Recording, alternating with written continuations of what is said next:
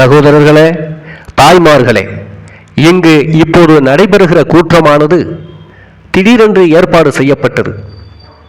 இப்போது பேரையூரில் கூட்டத்தை முடித்துவிட்டு வந்திருக்கிறேன். கடந்த 3 மாதங்களுக்கு முன்பு ஒரு தேர்தல் இங்கு நடைபெற்றது. அப்போது இந்த பிராந்தியத்தில் அடியேன் சுற்றுப்பயணம் செய்ய முடியவில்லை. உங்களை இன்னது செய்ய வேண்டும் என்று கேட்டுக்கொள்ளவும் இல்லை.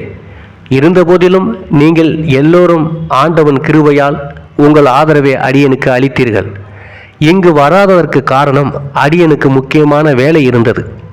இந்த நாட்டில் காங்கிரஸ் கட்சி ஏற்பட்டு ஆட்சிக்கு வந்த பிறகு அதன் தில்லுமுள்ளு செயல்களை கண்டிக்க ஓர் எதிர்க்கட்சி இந்தியாவிலே அமைந்தது கிடையாது. அப்படிப்பட்ட ஒரு அணியை உருவாக்க வேண்டும் என்று அடியேன் பம்பாய் டில்லிக்கு சென்று அதை துவக்கி வைத்தேன். பின்னர் தமிழ் நாட்டிலும் ஆரம்பித்து வைத்தேன். அந்த முயற்சியால் இன்று சட்டசபையில் ஓர் எதிர்க்கட்சியை அமைக்க முடிந்தது. சட்டசபையில் காங்கிரஸ் ஆட்சி செய்கிற தில்லுமுல்லை பேசுவதற்கு காங்கிரஸ் மந்திரி சபை வந்ததிலிருந்து வாய்ப்பு கிடையாது. இதற்கு முன் கம்யூனிஸ்ட் கட்சி இருந்தது. ஆனால் அதன் தலைவர் பி. ராமமூர்த்தி மாதம் மாதம் காமராஜரிடம் 500 ரூபாய் வாங்குகிறார். இதுதான் எதிர்க்கட்சியின் ரகசியம். உண்மையான எதிர்க்கட்சி தமிழ்நாட்டு சரித்திரத்திலே கிடையாது. சிறை சென்ற தியாகிகள் எதிர்க்கட்சியில் உட்கார்ந்து இருப்பது இதுதான் முதல் தடவையாகும். இந்த பிரயாசம் எடுக்காமல் போனால் இப்படியாக ஒரு எதிர்க்கட்சி அமைந்திருக்க முடியாது. இப்போது சோதனை காலம். 3வது உலக மகா யுத்தம் வரப்போகிறது. இதை முன்பு கூறினவுடன் இவனுக்கு புத்தி சரியில்லை என்று சொன்னார்கள். அடியன் இந்த தடவை பார்லிமெண்ட் பதவியை வைத்துக்கொண்டு சட்டசபை பதவியை ராஜினாமா செய்துவிட்டேன். அதற்காகத்தான் இந்த உபதேர்தல். கடந்த தேர்தலில் அடியனை தோற்கடிக்க வேண்டும் என்று பல முறைகளை கையாண்டார்கள். அடியேனை டில்லிக்கு போக விடாமல் தடுக்க ஒரு பிரம்மாண்டமான தொகுதியை தயார் செய்தார்கள். அது பல ஜில்லாக்களை கொண்டது. அதற்கு இயற்கை எல்லைகள் தான். கிழக்கே கடற்கரை ஏர்வாடி, மேற்கே சதுரகிரி மலை வத்ரா இருப்பு வரை, வடக்கே மதுரை பக்கம் ஆணையூர் வரை, தெற்கே தூத்துக்குடியை தொட்டு கொண்டிருக்கும் குறுக்கு சாலை. இதுதான் என்னுடைய தொகுதி. மொத்த ஓட்டர்களின் எண்ணிக்கை 11 லட்சம். என்னை தோற்கடிக்க காமராஜர் செய்த ஏற்பாடு. காமராஜர் அடித்த கள்ளநோட்டு பணம், கைக்கூலி வாங்கிய காசு, காங்கிரஸ் கோடி நல நிதி என்று வசூல் பண்ணினார்கள். அது வருமான வரியை குறைத்து அதற்காக வியாபாரிகளிடமிருந்து வாங்கிய லஞ்சம். இவையெல்லாம் சேர்ந்து அடியனை தோற்கடிக்க செலவழித்த தொகை ஏறக்குறைய ரெக்கார்டு படி ரூபாய் 2,28,700. இவ்வளவு சிரமப்பட்டார்கள். இதில் நாம் 1 லட்சம் செலவழித்திருந்தால், 50,000 ரூபாய் செலவழித்திருந்தால், ஓட்டு போட்டு வெற்றி அடைந்திருந்தால் அதில் ஆச்சரியப்பட ஒன்றுமில்லை. அப்படித்தான் செய்கிறான் எந்த மனிதனும்.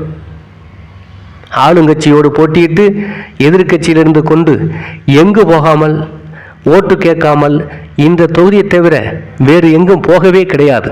உலக பத்திரிகையாளர்களே ஒத்துக்கொள்கிறார்கள். பண்டித நேரு உள்பட தெரு தெருவாக பிரச்சாரம் பண்ணி ஓட்டு பெற்றான். இந்தியாவின் மானத்தை காப்பாற்று என்று சொல்லித்தான் செய்திருக்கிறார்கள். நீங்கள் மனித சக்தியால் அல்லாமல் அதற்கு அப்பாற்பட்ட சக்தியாக வெற்றி அடைந்தது பற்றி ஆச்சரியப்படுகிறோம் என்று ராய்ட்டர் செய்தி ஸ்தாபனம் எனக்கு வாழ்த்து செய்தியில் சொல்லுகிறது. இந்த நிலைமை ஒன்றுதான் பார்லிமெண்ட் தேர்தல்களிலே உலக சரித்திரத்திலே மிக பெருமை வாய்ந்தது. அந்த வெற்றியால் இந்த பெரும் காரியத்தை நடத்தி தந்த உங்களுக்கு ஆண்டவன் அருள் புரிய வேண்டுகிறேன். இப்போது நீண்ட காலமாக எதிர்பார்த்த 3வது உலக மகா யுத்த நெருக்கடி 3-4 நாட்களாக ரகசிய பேச்சுக்கள் லண்டனில் நடக்கின்றன. இதே நேரத்தில் எங்களுடைய சேனைகள் தயாராகிவிட்டன. வடகொரியா துருப்புக்கள் தென்கொரியாவுக்குள் நுழைந்துவிட்டது. சிரியா துருப்புக்கள் இஸ்ரேலுக்குள் புகுந்துவிட்டது. குயல் தீவுகள் 9,000 குண்டுகளுக்கு மேல் பிரயோகமாகி புகை மண்டலமாகி அமெரிக்க ஆயுதங்களை தூளாக்கி சேனை தலைவர்கள் பேசிக்கொண்டிருந்த போது காலம் பெரும் கலவரம் நிலவுகிறது. 1945 யுத்தம் முடிந்தது. 12 வருஷம் வனவாசம். இதற்கு இடையில் காங்கிரசுக்காரன் ஆட்சியை கைப்பற்றினான். பாரதத்தில் நிகழ்ந்தது போல் இனி விடாத பருவம். பஞ்ச பாண்டவர்கள் உயிர் பெற்று நின்றார்கள். ஆண்டு கொண்டிருந்த துரியோதனன் பரம்பரை அழிந்தது. தேசத்தில் ஒரு மத்திய சர்க்கார் ஏற்பட்டது. பகவத்கீதை மூலம் ஞானம் பெற்றது. இந்த 12 வருஷ காலத்தில் பெரிய காரியங்கள் செய்ய ஒதுங்கி நிற்கிற நேரத்தில் காங்கிரஸில் வாழும் துரோகிகள் ஜனநாயகம் என்பதன் பெயரால் பதவிக்கு வந்ததால் பொய்க் கேசுகள் போடுவது, அதிகாரிகளை பின்னால் இழுத்து செல்வது, அங்கே நீண்டதொரு குறைகளை சொல்வது, ஆகட்டும் பார்க்கிறேன் என்று இவர் கூறுவது, இப்படியெல்லாம் பேசி மக்கள் ஒருவருக்கொருவர் அடித்துக் கொள்ளும் நிலைமைக்கு, மிக கேவலமான நிலைமைக்கு இந்த காங்கிரஸ் மந்திரிகள் சதாரம் நாடகத்தில் சிம்மாசனத்தில் உட்காருவது போல இவர்கள் சிம்மாசனம் ஏறி இருக்கிறார்கள். விவரம் இல்லாதவன் என்னுடன் விளையாடுகிறான். வெள்ளைக்காரன் போடுகிற சந்தையை எதிர்த்து நிற்கிற ஓர் ஆள், பேரிச்சம்பளம் விற்றவன் பிரதம மந்திரி, அவனை நம்பியிருக்கிற அதிகாரிகள், இவர்கள் நம்பியிருக்கிற கைக்கூலிகள், இவர்களுக்கா பயன்படுவேன்? என்னை அழிக்க முடியுமா? ஏனென்றால் என்னுடைய முயற்சியெல்லாம் சுயநலத்துக்காக அல்ல, வயிற்று பிளப்புக்காக அல்ல. நாளை உண்மை சுதந்திரம் கிடைத்தால் எங்களுக்கு என்று பட்டா கொடுக்கவில்லை. விவசாயிகளுக்கு சுதந்திரம், ஜமீன்தார்கள் ஒழியனும், விவசாயிகள் வாழணும் என்று சொன்னேன். அப்போ எனக்கு வாய்ப்பூட்டு சட்டம் இருந்தது. இதை காங்கிரசுக்காரர்கள் யார் அன்றைக்கு செய்தார்கள்? சவுந்தரபாண்டிய நாடார் செய்தாரா? இவர்கள் என்ன செய்தார்கள்? விவசாயிகளின் துயரத்தை போக்க அன்றைக்கு காங்கிரஸில் யார் இருந்தார்கள்? இன்றைக்கு திரிகிற சல்லிப்பேலா செஞ்சான்? முதுகுளத்தூர் தொகுதியில் அரிசினங்களுக்கு சம மரியாதை ஆலய பிரவேசம், வெள்ளைக்காரனை விரட்ட சண்டை செய்யவும் இவ்வளவு யார் செய்தார்கள்? தேவர் செய்தார். அன்று தேவர் இல்லாமல் காங்கிரஸ் இருந்ததா? இதை மறந்துவிட்டு பேசுகிறான். அப்போது 1933 காங்கிரஸில் இருக்கும்போது, வாரண்ட் வாய்ப்பூட்டு சட்டம் இருக்கும்போது, கடைத்தெருவில் உட்கார்ந்து சிரிச்ச வயல்கள் இன்றைக்கு காங்கிரசுக்காரன். பகலில் கண்டால் என்னை கும்பிடுவான், ராத்திரியில் அவனை கும்பிடுவான். கூடிய சீக்கிரம் ஆண்டவன் சாவத்தால் அழிந்து விடுவான். என்னிடம் கவடம் கிடையாது. நான் பதவி வைக்க வேண்டும் என்று விரும்புகிறவன் அல்ல. வெறும் பெயலெல்லாம் பிரதம மந்திரியாக லட்சக்கணக்கில் சம்பாதிக்கிற போது நான் கோடிக்கணக்கில் சம்பாதிக்க முடியும். நாங்கள் ஏன் இவ்வளவு கண்டிக்கிறோம்? இவன் இந்த நாட்டில் காங்கிரசுக்காரன் என்று பேசலாமா? சர்க்காரை பற்றி முறையாக இன்ன குற்றம் செய்தான் என்று சொன்னால், நல்லவர்களை முறை தவறி பேசினால் ஜனங்கள் எப்படி பொறுப்பார்கள்? முதுகுளத்தூர் தாலுகாவில் பயமுறுத்தி தேவர் ஓட்டு கேட்கிறார் என்று பேசலாமா? பயமுறுத்தி ஓட்டு வாங்கி பஞ்சாயத்து போர்டு எலெக்ஷனில் கூட ஜெயிக்க முடியாது. செல்வாக்கு இருக்கிறது, அபிமானம் இருக்கிறது. இதை ஒப்புக்கொள்ளாமல் இருக்கலாமா? இப்போது ஏராளமான போலீஸ், எவ்வளவோ ரூபாய் செலவு. இங்கு இருக்கிறவன் கைக்கூலி வாங்குகிறான், அவன் சொல்லுகிறபடி எழுதுகிறான், படப்புகளில் தீ வைக்கிறான் என்று நாம் சும்மா இருக்கிறோம். நாம் நினைத்தால் இந்த பயல்களை தலையில் கை வைக்க முடியும். ஆண்டவனுக்கு பயந்து நியாயமாக வாழ்கிறோம். இது தெரியாமல் சல்லிப்பயல்கள் காவாலித்தனமாக பேசுகிறது என்றால், 30 வருஷமாக வெள்ளைக்காரன் அடியன் மீது கேசு போட்டான். அவனுக்கு சண்டை போட தெரியும். இவன்கள் அப்படியல்ல. ஆண்டவன் தயவில் பெரிய மனிதனானவன். வெள்ளைக்காரன் முட்டி பார்த்து விட்ட ஆளு. இந்த பேரிச்சம்பளம் அரைக்கிறை விட்டவன் பதவியில் இருந்து கொண்டு என்ன செய்ய முடியும்? ரொம்ப தப்பு. மீண்டும் சொல்லுகிறேன், என்னோடு விளையாடுவது நல்லதல்ல. நான் சாதாரண மனிதன் அல்ல. நான் இப்படி இங்கிருந்து கொண்டு மட்டும் பேசவில்லை. டில்லியில் பேசும்போது பண்டித நேருவின் முகம் சுண்டுகிறது. அவர் சும்மா இருக்கிறார். காமராஜர் என்ன செய்ய முடியும்? என்னை அடையாளம் தெரிந்து கொள்ள வேண்டாமா? நான் யார், என்ன நிலைமையில் பிறந்திருக்கிறேன், குணம் என்ன, தரம் என்ன, அறிவு என்ன என்று தெரிந்து கொள்ள வேண்டாமா? சொந்த சாதிக்காகவா செய்கிறேன் என்று யோசிக்க வேண்டாமா? விவசாயிகள் சங்கம் வைக்கும் பொழுது, ஜமீன்தார்கள் ஒழிய வேண்டும் என்று சொல்லும் பொழுது, எல்லா ஜாதிக்காரர்களும் வாழ வேண்டும் என்று விவசாயிகள் சங்கம் வைத்தோம். வாய்ப்பூட்டு சட்டமாக ஜமீன்தார்கள் கேசு போட்டார்கள். நஞ்சையை எனக்கா பட்டா போட்டு கொடுத்தார்கள்? தேவர் ஜாதி புத்தியுடனா வேலை செய்தார்? எனக்கு நியாய புத்தி. விவசாயிகளை கொள்ளையடிக்கிறது என்று சொன்னால் அக்கிரமம் எங்கெங்கு நடக்கிறதோ அதை கண்டிக்கிறது. ஜாதியின் பெயரால் அல்ல, நியாயத்தின் பெயரால் மாட்டுப்பெட்டியை காட்டி ஓட்டு கேட்கிறான். என்ன நியாயம்? பைத்தியக்காரன். விவசாயிகள் மாட்டை நம்புகிறார்கள். மாட்டுப்பெட்டி விருதுநகரை வாழ வைக்கிறது. உதாரணமாக, பருத்தியை விவசாயிகள் விதைக்கிறார்கள். நம் தாய்மார்களும் சகோதரர்களும் கஷ்டப்பட்டு களை எடுத்து பருத்தியை எடுக்கிறார்கள். அதற்கு பிறகு இங்கு இருக்கிறவர்கள் விற்க முடியவில்லை. இந்த வருஷம் பருத்தி விலை என்ன இருக்கிறது என்று கேட்பான். கொஞ்சம் கிண்டலாய் இருக்கும் என்று சொல்லுகிறான். பருத்தி உற்பத்தி பண்ணுவது நாம். அதை நாம் நினைத்த விலைக்கு விற்க தரம் இருக்கா? இப்படி இருக்க வேண்டும் விலை என்று நிர்ணயிக்க சர்க்கார் ஒரு நிலைமையை உண்டாக்க வேண்டாமா? ஒரு தரகன் வருகிறான். பொதி ரூபாய் 62.20 தினமணியில் பார்க்கவில்லையா? தந்தியில் போட்டிருந்தது. அதுதான் விருதுநகர் மார்க்கெட் நிலவரம். கூட்டத்தில் இருப்பவர்கள் தயவு செய்து உட்கார வேண்டும். வீணாக நிற்பதில் பிரயோஜனம் இல்லை. இங்கு தகாத செயல்கள் நடந்தால் அதை அடக்க சர்க்கார் உத்தியோகஸ்தர்கள் இருக்கிறார்கள். அவர்கள் எல்லோருக்கும் பொதுவானவர்கள். அவர்கள் வேலை செய்ய தவறினால் நான் பார்த்து கொள்ளுகிறேன். இந்த நிலைமையில் ஒரு பிராந்தியத்தில் விவசாயிகள் உழைப்பது, இங்கு உற்பத்தி பண்ணுகிற பொருள்களுக்கு மார்க்கெட்டு விருதுநகர். உண்மையை சொல்லும்போது பிரயோஜனம் இல்லை. விவசாயிகளை பற்றி எந்த காங்கிரசுக்காரனாவது என்னுடன் மேடையில் விவாதிக்க வரட்டும். நான் சொல்லுவது தப்பு என்று காட்டட்டும். தேவர் அவதூறாக பேசுகிறார் என்று சொல்லட்டும். நான் அவரிடம் மன்னிப்பு கேட்டுக்கொள்கிறேன். பாதம் தொட்டு வணங்குகிறேன். உண்மையை சொல்லும்போது வேறு யாராவது கத்தினால் காடிகளை அடக்க அதிகாரிகள் இருக்கிறார்கள். பேடிகள் எழுந்திருக்க கூடாது. இந்த நிலைமையில் நீங்கள் அமைதியாக இருக்க வேண்டும். இது மட்டுமல்ல, இதுபோல்தான் மிளகாய், வெங்காயம், நிலக்கடலை, நவதானியங்களின் விலைகளும் நிர்ணயிக்கப்படுகின்றன. விவசாயிகளின் உழைப்பை வியாபாரிகள் சுரண்டுவது, இதை காங்கிரஸ் சர்க்கார் அனுமதிக்கிறது. இது மிகவும் தவறான கொள்கை.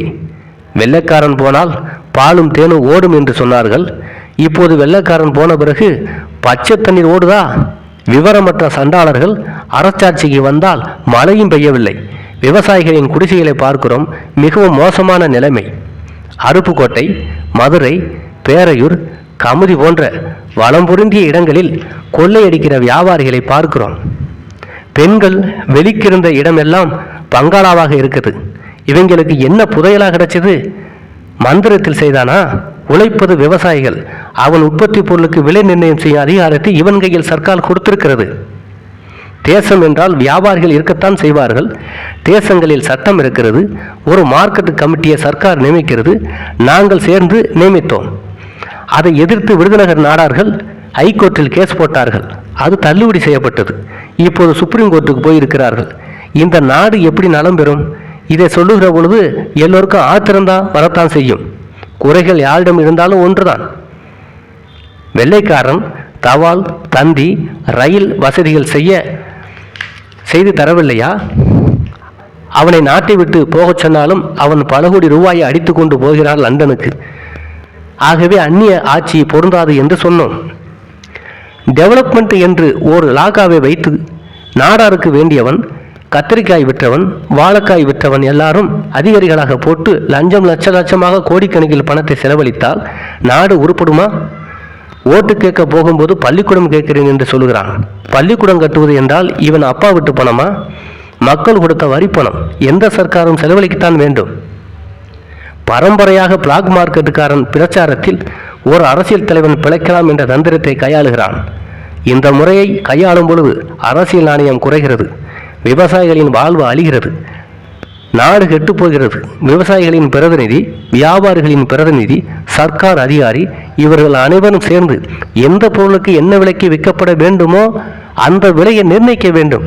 இதை செய்ய வேண்டும் என்று எதிர்க்கட்சி காமராஜ் அரசாங்கத்தை கேட்கிறது. ஹரிஜனங்களிடம் சமத்துவம் ஏற்பட வேண்டும் என்று வேலை செய்தது அடியேன். காங்கிரஸில் இருந்த காலத்தில் இதை இப்போ காங்கிரஸ்காரன் செய்தான் என்று சொன்னால் என்ன அர்த்தம்? ஹரிஜன மக்களை பார்த்து கம்மாய் கால்வாய்களை மராமத்து பண்ணுகிறோம் என்று சொல்கிறார்கள் மந்திரிகள். கண்மாய் மராமத்து பண்ணவில்லை என்றால் எப்படி வரி கொடுப்பார்கள்? இது வியாபாரிகளின் சர்க்கார். விவசாயிகளுக்கு நன்மை செய்ய மாட்டார்கள். ஆகவே முன்பு வரிகொடா இயக்கம் ஆரம்பிப்பேன் என்று எச்சரிக்கை செய்கிறேன்.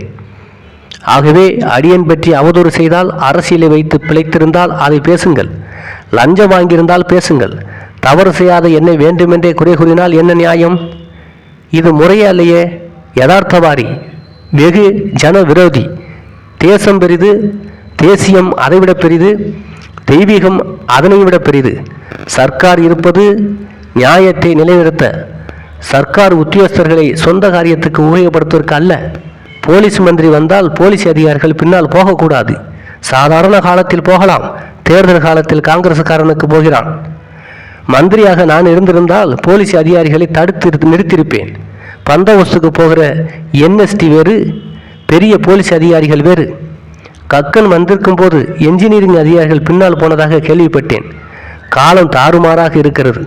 ஒரு செய்தி பத்திரிகையில் வந்திருக்கிறது. போலீஸ் மந்திரி பத்துவச்சலம் சிசுபாலனை வதம் செய்வது போல் செய்வோம் என்று பேசியிருக்கிறார். இது உண்மையா இருந்தால் இதை காட்டிலும் அறிவீனமான உள்ள மந்திரி வேறு யாரும் இருக்க முடியாது. வதம் பண்ணுவது என்றால் தேர்தல் நடத்த வேண்டியதில்லை. ஒருவருக்கொருவர் பல பரீட்சையை பார்க்கலாம். அன்றைக்கே என்னை வெள்ளைக்காரன் கொன்றிருக்கலாம். வதத்துக்கு பயந்தவர்களாக இருந்தால் காங்கிரஸில் இருந்து இருக்க மாட்டோம். போலீஸ் மந்திரி வதம் பண்ணுவது என்று பேசுவது அறிவீனம். இப்படி பேசுவதால் தான் சில்லறை நபர்கள் அசம்பாவிதமாக நடந்து கொள்கிறார்கள். இந்த தேர்தலில் ஒழுக்கத்தை கடைபிடித்தால் நல்லது. நிரம்ப லஞ்சம் கொடுத்தும் தவறான முறையில் நடந்தால் ஆண்டவன் பெயரால் எச்சரிக்கிறேன், மத்திய அரசாங்கத்திற்கு தெரிவிக்க வேண்டியிருக்கும். காமராஜ் பிரதிநிதி 5 தடவை தோற்ற இடத்தில் இந்த தடவை தவறான முறையை கையாண்டால் வேறு பாகங்களிலிருந்து பரவும் 3வது உலக மகா யுத்தம் முதுகுளத்தூர் தாலுகாவில் மூழலாம். எங்களுக்கு அதை பற்றி கவலை இல்லை. முதுகுளத்தூர் காங்கிரஸ் கட்சிக்கு கொடுக்கிற தோல்வி, நோட்டீஸில் ஓட்டை திருடியது, தில்லுமுள்ளு பண்ணியது எல்லாமே அடங்கும். மானங்கட்ட முறையில் பார்லிமெண்ட்டுக்கு தேவருக்கு ஓட்டு போடுங்கள், சட்டசபைக்கு காங்கிரஸுக்கு ஓட்டு போடுங்கள் என்று சொல்லி காமராஜை கேட்கவில்லையா? இப்படி நடப்பவர் ஒரு பிரதம மந்திரியாக இருக்கலாமா? இந்த காங்கிரஸ் தேர்தலில் சின்ன மனிதனை பெரிய மனிதன் ஆக்கி விடுகிறது. இப்போது போலீஸ் அதிகமாக வந்திருப்பதை பார்த்து என்ன நினைக்கிறார்கள்? சுட வந்திருக்கிறார்கள் என்று நினைக்கிறார்கள் ஜனங்கள். காங்கிரஸ் சர்க்காராக இருந்தாலும் சர்க்கார், சட்டம், போலீஸ் எல்லாருக்கும் பாதுகாப்பு கொடுக்க வேண்டும். நாம் தவறு செய்தாலும் கண்டிப்பார்கள். இந்த நியாயத்தை நீங்கள் புரிந்து கொள்ள வேண்டும். தேவருக்கு ஓட்டு போடுகிறவர்களை சுட அனுப்பியிருக்கிறான் என்று நினைக்கிறார்கள். இதை நீங்கள் புரிந்து கொண்டு இந்த இடத்திலாவது கூச்சல் பண்ணினாலும் அதை அவர்கள் பார்த்து கொள்ளுவார்கள். தேர்தல் காலத்தில் முறை தவறி பக்தவச்சலம் பின்னால் போலீஸ் அதிகாரிகள் போவதும், கக்கன் பின்னால் என்ஜினியரிங் உத்தியோகஸ்தர்கள் போவதும் சந்தேகம் கொடுக்கிறது. டில்லி மத்திய சர்க்காருக்கு எங்கு என்ன நடக்கிறது என்பது வயர்லெஸ் மூலம் போகிறது. காமராஜர் தவறு செய்தால் என்ன நடக்கும்? காமராஜர் இஷ்டத்துக்கு அடியனை பொறுத்தவரையில் ஒன்றும் செய்துவிட முடியாது. நிதானம், பொறுமை உங்களுக்கு வேண்டும். அக்கிரமம், அநியாயம் என்றால் நான் பார்த்து கொள்கிறேன். வியாபார வர்க்கம் பிளாக் மார்க்கெட் பண்ணி பணக்காரர்களாகவும் விவசாயிகள் ஓட்டாண்டியாவதற்கும் காங்கிரஸ் அரசாங்கம் தரகராக நிற்கிறது. மாட்டு பெட்டிக்கு போடுகிற ஓட்டு விவசாயி, வாயில் கொட்டுகிற வாக்கரிசி தலையில் மண்ணை வாரி போட்டுக் கொள்வதாகும். விவசாயி வாழ இந்த காமராஜரின் வியாபார சர்க்கார் ஒழிய வேண்டும். விவசாயி பிரதிநிதி வர வேண்டும். இந்த எழுச்சி உங்களுக்கு வர வேண்டும். நாம் உயர்ந்த ஜாதி என்று சொல்லுகிறோம். பொது காரியத்தில் எப்படி பணம் செலவழிப்பது என்று நமக்கு தெரியவில்லை. கூத்து நடக்கிறது என்றால் ஆளுக்கு ஒரு ரூபாய் 25 எடுத்துக்கொண்டு போகிறோம். முளைப்பாரி பார்க்க போகணும். மஞ்சு விரட்டு என்றால் கட்டு சாதம் எடுத்துக்கொண்டு போய் செலவழித்து விட்டு வருகிறோம். தேர்தல் வருகிறது என்றால் தேர்தல் ஆபீஸுக்கு வந்து காபி சப்ளை கிடையாதா என்று கேட்கிறான். மிக்சர் கொடுக்கவில்லை என்று கேட்கிறான். ஒரு நாடார் தேர்தலுக்கு நிற்கிறான் என்றால் சர்வ நாடாரும் ஒன்று சேர்கிறான். அவனவன் தகுதிக்கு ஏற்றவாறு 10-20 ரூபாய் எடுத்துக்கொண்டு வந்து செலவழிக்கிறான். அவன் சமுதாயம் வாழுமா? உங்கள் சமுதாயம் வாழுமா? சினிமாவுக்கு போகிற பணத்தை, முளைப்பாரிக்கு செலவழிக்கிற பணத்தை உங்களுடைய 5 வருட தேர்தலுக்கு செலவழிக்க கூடாதா? இந்த அறிவு நமக்கு கிடையாது. இந்த உணர்ச்சி நமக்கு வர வேண்டும். காங்கிரஸ்காரன் டெபாசிட்டி இழக்க வேண்டிய ராமநாதபுரம் தொகுதியில் ஜெயித்தவர்கள் நம் தொகுதியில் கத்தரிக்காய், வாழைக்காய் விற்பவனை தோற்கடிக்க முடியாதா? இந்த பிரச்சாரம் தோற்றாலும் கட்சியை உயிருடன் வைத்திருக்க வேண்டும். இல்லாவிட்டால் கிராமங்களுக்கு வர வசதி கிடையாது என்று போட்டி ஓடுகிறார்கள். இந்த நிலைமையை நீங்கள் உணர்ந்தால் தேர்தலுக்கு நலம், தெய்வத்துக்கு சம்மதம்.